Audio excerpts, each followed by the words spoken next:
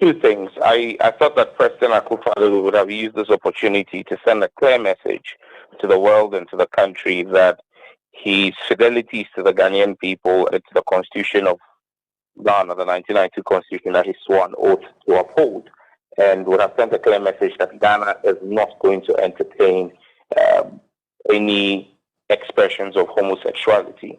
And then secondly, I expected that he would have shown, it was known that this would have been a topic, and I expected that he would have shown that he was on top of his brief. On the 2 points, President Akufo-Addo goofed and failed.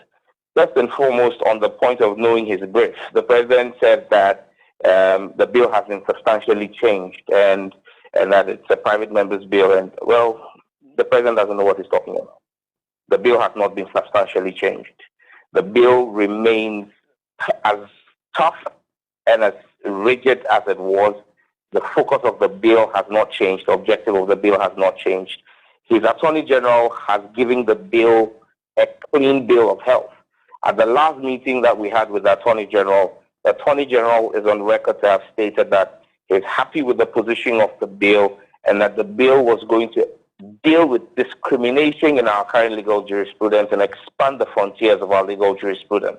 So clearly the president needs to check his brief on the bill. When the bill is laid before the House, you realize that the focus of the bill, which has to do with voiding marriages, preventing them from adopting children or fostering children, the clamp down on platforms and media houses that are going to do promotion and advocacy or push those materials still remains in force.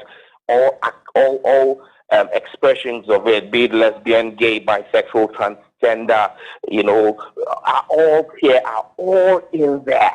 So when he says the bill has been watered down, he doesn't know what he's talking about. 1. 2, when the president says that failed to tell her point blank that Ghana is not going to listen to what she says. I mean, Mrs. Kamala Harris should be the last person to come and talk about human rights in Ghana. Barely 2 hours ago, in the country where she's vice president of the United States, a Ghan woman, a lady in her 20s, walked into a school with pits, shot and killed 3 school children and 3 adults.